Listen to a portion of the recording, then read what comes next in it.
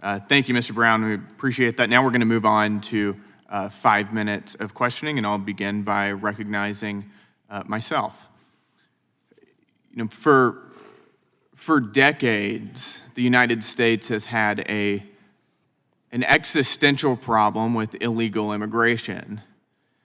This isn't something that's new. It wasn't something that was created under the Biden administration. We've had it for a long time. And Republicans in Congress and in the rest of the country outside of Washington, D.C., demanded border security, that Washington would actually do what we said we would do on the campaign trail and secure the border and stop the flow of illegal immigration. And what would happen in Washington is that Republicans would ask for border security. We would ask for a wall. We would ask for things that we can fund that would stem this tide of illegal immigration. And in response from the other side of the aisle, we would hear demands for amnesty, a pathway to citizenship for people who have no business being here to begin with, who came here illegally.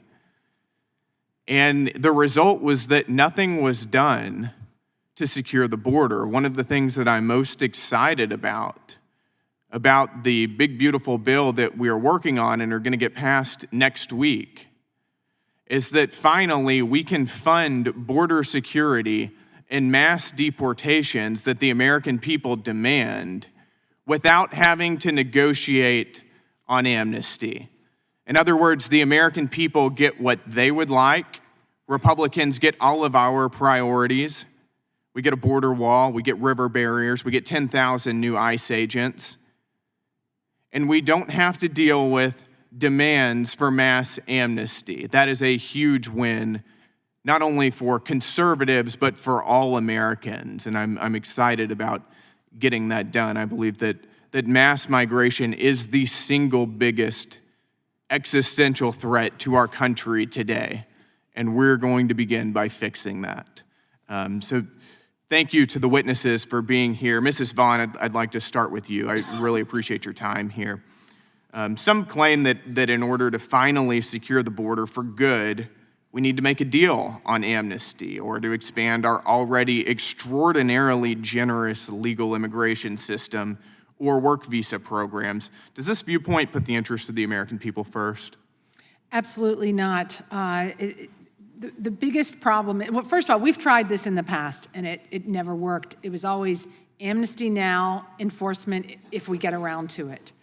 And so this doesn't work, but what we do know also from experience is that every time amnesty is raised, it destroys all incentive people have to voluntarily comply with immigration laws and go home on their own if they don't have a path to legal status. It creates incentives for people to stay here illegally and incentives for people to start trying to cross the border illegally as well. We should not be discussing, contemplating an amnesty of any kind until there is integrity and enforcement of the immigration laws that we have. That's just not something that should be on the table now. Have the American people ever been promised border security in exchange for amnesty in the past? Oh, repeatedly, most notably in 1986, when the amnesty happened immediately, was given to more people than we were told would be qualifying for it, and the enforcement promises were never applied, never materialized. And it's been promised in a number of other types of legislation in 2013, in 2007. It's always the same thing. Amnesty now, we'll promise to give you enforcement later. Whenever amnesty is brought up in the national conversation, have you found that it leads to increased illegal immigration? That is definitely what happened in 2012 before the so-called Gang of Eight bill. And during that discussion, and it has happened in the past as well. In fact, well, look at what happened before the Biden administration took office. They had promised amnesty during the campaign, and the illegal crossings and encounters at the border went up even before Biden took office in January. They were up substantially in December, the month before that. Yep. And then I'd like to ask you about our green card system. Approximately how many immigrants are approved for permanent residency each year? It's about 1 million per year. About 1 million. And how many of those are via chain migration? About 60%. 60%. Awesome. Thank you, Mrs. Vaughn. Appreciate it. And now I'd like to recognize the ranking member, Ms. Jayapal, for 5 minutes. Thank you, Mr. Chairman. Maintaining a healthy, robust,